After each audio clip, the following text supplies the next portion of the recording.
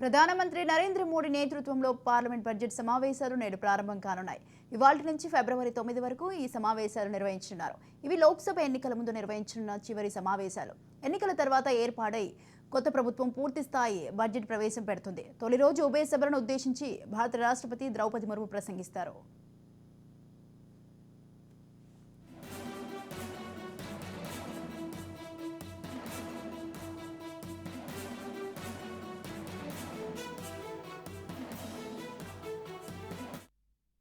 రేపు కేంద్ర ఆర్థిక మంత్రి Nirmala Sitharaman vote on account budget ప్రవేశపెడతారు. అనంతరం రాష్ట్రపతి ప్రసంగానికి ధన్యవాదాలు తెలిపే తీర్మానంపై చర్చతో పాటు మధ్యంతర బడ్జెట్పై చర్చించనున్నారు. పార్లమెంట్ బడ్జెట్ సమావేశాల నేపథ్యంలో నిన్న అఖిలపక్ష సమావేశం జరిగింది. బడ్జెట్ సమావేశాలకు సహకరించాలని కేంద్రం కోరింది. ఈ సమావేశంలో 30 పార్టీలకు చెందిన 45 మంది పార్టీల ఫ్లోర్ లీడర్లు పాల్గొన్నారు. ప్రభుత్వం తరపున కేంద్ర మంత్రులు మంత్రి రాజ్నాథ్ సింగ్, ప్రహ్లాద్ జోషి హాజరయ్యారు. వచ్చే పార్లమెంట్ బడ్జెట్ సమావేశాల్లో ప్రతి అంశాన్ని చర్చించేందుకు సిద్ధంగా ఉన్నామని కేంద్ర మంత్రులు నేతలకు తెలియజేశారు.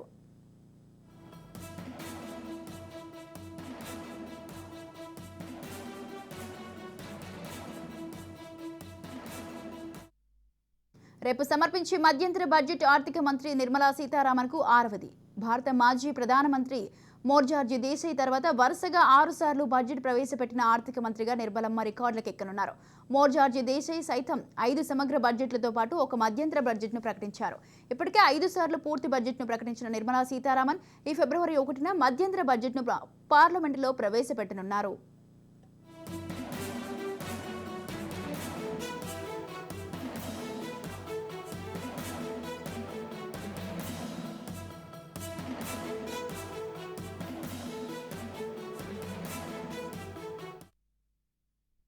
సాధారణంగా తాత్కాలిక కాలానికి సమర్పించే బడ్జెట్లో ప్రజలను ఆకట్టుకునే పథకాలేవీ ఉండవు.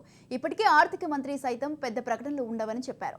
అయినప్పటికీ ఎన్నికలను దృష్టిలో ఉంచుకొని ఈ బడ్జెట్లోనూ ప్రజాకర్షక ప్రకటనలు ఉంటాయని సామాన్యులు భావిస్తున్నారు. ఇక ఎప్పట్లాగే బడ్జెట్ ప్రకటనలు ఆశించే ఆదాయ పన్ను స్లాబ్ గురించి ఎంతో ఆశగా ఉన్నారు. ఆదాయ పన్ను పరిమితిని పెంచుతారని భావిస్తున్నారు. ప్రస్తుతం పాత పన్నుల విధానంలో పన్ను పరిమితి 2.5 లక్షల రూపాయలుండగా కొత్త పన్ను విధానంలో 3 లక్షల రూపాయలుగా ఉంది. దీన్ని కనీసం 5 లక్షల రూపాయలకు పెంచాలని డిమాండ్ వినిపిస్తోంది.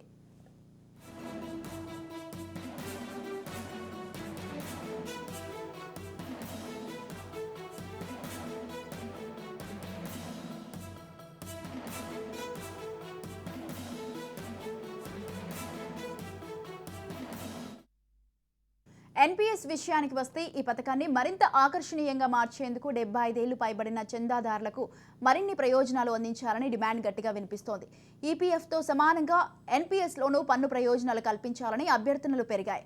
ప్రస్తుతం పాత పన్నుల విధానంలో ఎన్పీఎస్లో జమ చేసే మొత్తంపై 50,000 రూపాయల వరకు రాయితీ ఉంది. ఎన్బీసీ కింద లభించే ₹1,00,000 ఇది అదనం. దీన్ని కొత్త పన్ను విధానంలోనూ అమలు చేయాలని కోరుతున్నారు.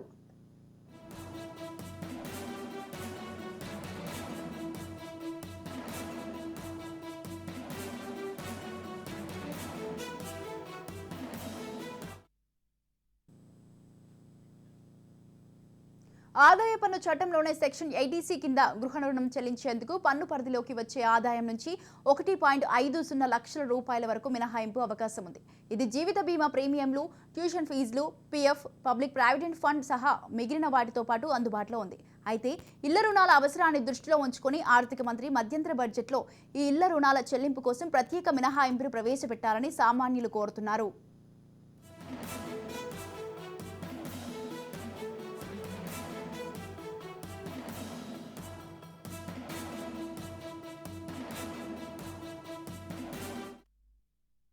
జీవిత బీమా ప్రీమియం చెల్లింపులపై ప్రస్తుతం 18% జీఎస్టీ అమలవుతోంది.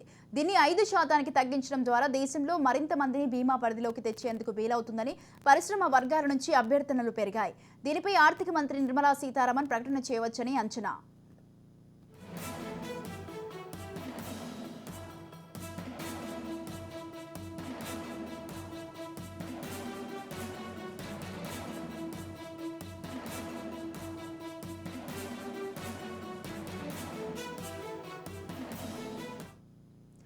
ఇప్పటికే మౌలిక సదుపాయాలకు కేటాయించిన నిధులను మరింత పెంచడమే కాకుండా గ్రీన్ ఎనర్జీ, ఆరోగ్య సంరక్షణ, తయారీ రంగాల మద్దతుగా నిర్ణయాలు ఉండే అవకాశాలు కనిపిస్తున్నాయి.